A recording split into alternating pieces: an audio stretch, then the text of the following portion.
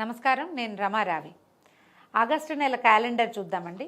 ఈ నెల శ్రావణ మాసం మొదలవుతుంది కదా, చాలా పర్వదినాలు, పండుగలు, పూజలు ఎన్నో రకాలు జరుగుతాయి.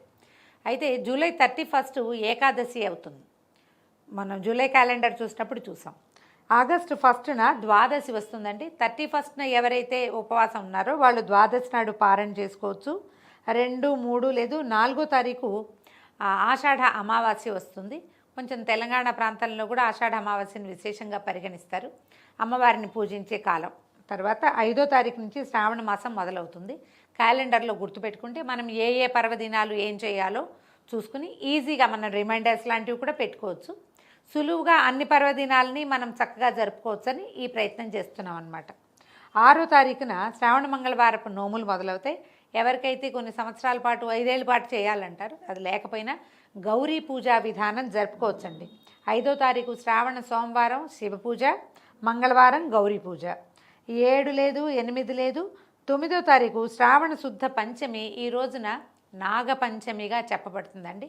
సుబ్రహ్మణ్య ఆరాధనకి చాలా మంచిది. పుట్టలో పాలు పోయచ్చు. ఇంట్లోనే ఒక సర్పం కలుగు ఏర్పరచుకుని ఒక సర్ప ప్రతిమని పెట్టుకుని అందులో పాలు పోసుకోవచ్చు.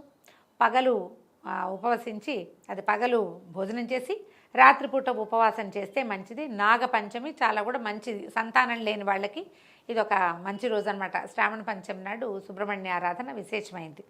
తర్వాత 10వ తారీఖు మొదటి శనివారం వచ్చిందండి. మొదటి శనివారం శ్రావణ శనివారాలు మనం విష్ణువారాధన చేసుకోవచ్చు. వెంకటేశ్వర స్వామి వారిని ఆరాధిస్తే మంచిది. చలిమిడితోటి దీపారాధన చేస్తాం కదా, అది చేయొచ్చు.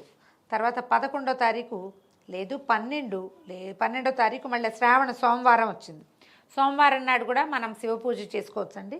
తర్వాత మంగళవారం 13వ తారీఖు శ్రావణ మంగళవారం 2వ మంగళవారం వస్తుంది. 13 లేదు 14, అక్కడి నుంచి 15వ తారీఖు ఆగస్టు 15 భారతీయులకి పండగ. ఆ రోజున సెలవు తీసుకుంటారు. పండగలు ఏం చేయం మనం, ఈ టీవీలో వచ్చేటువంటి కవాతులు అవి చూస్తాం కదా. ఢిల్లీలో ఫ్లాగ్ హాయిస్టింగ్ జరుగుతుంది. మేము ఈ స్కూళ్ళల్లో ఆఫీసుల్లో అన్ని చోట్ల ఫ్లాగ్ హాయిస్టింగ్ చేస్తాం. విశేషించి భారతీయుల పాలిటి పర్వదినమే ఇది. తర్వాత 16వ తారీఖు 2వ శుక్రవారం వస్తుందండి, వరలక్ష్మి వ్రతం. అయితే ఆ రోజునే మనకి ఏకాదశి కూడా కనిపిస్తుంది.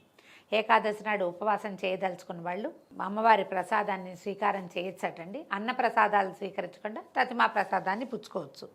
ఏకాదశి తర్వాత ఏమైందంటే ఈ ఏకాదశి నాడు మర్నాడే శని త్రయోదశి వచ్చేసింది. అంటే ఈ 16వ తారీఖే ఏకాదశి ద్వాదశి 2 వెళ్ళిపోయినాయి. ఎవరైనా పురోహితుడి సలహా తీసుకుని ద్వాదశి పారణ ఎప్పుడు చేయాలో మేము ఈ ఊళ్ళల్లో పద్ధతి ప్రకారం చేసుకోవచ్చు.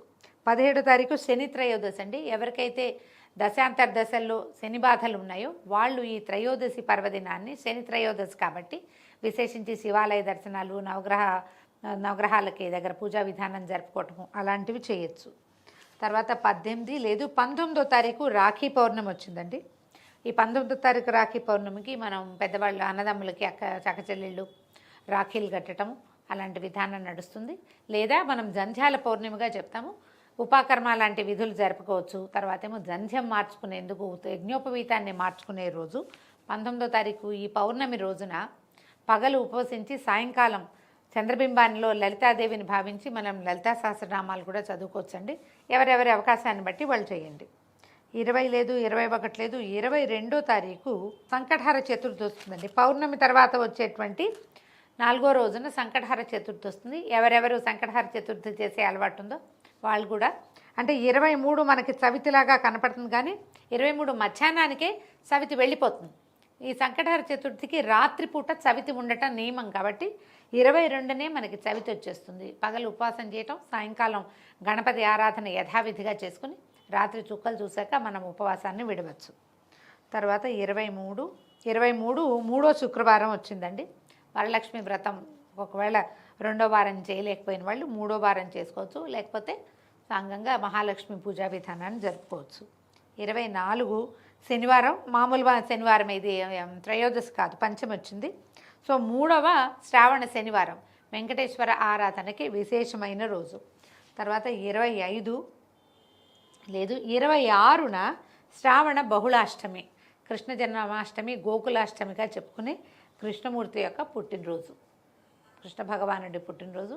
ఎవరెవరి పూజా విధానాన్ని బట్టి వాళ్ళు జరుపుకోవచ్చండి. కృష్ణాష్టకం లాంటివి ఏమైనా చదువుకొని కూడా మనం కృష్ణ జన్మాష్టమిని జరుపుకోవచ్చు.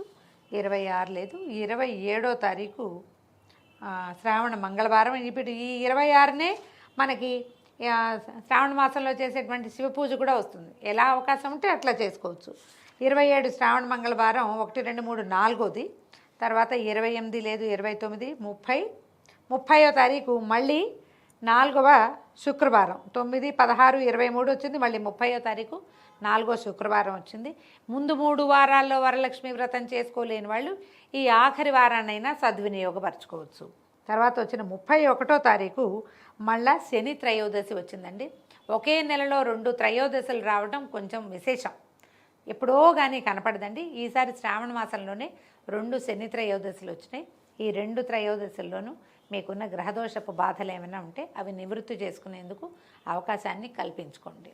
దీంతో ఆగస్టు 31 తోటి క్యాలెండర్ చెప్పడం పూర్తయిందండి. నోట్ చేసి పెట్టుకోండి. పర్వదినాల్ని సుసంపన్నం చేసుకోండి. నమస్కారం.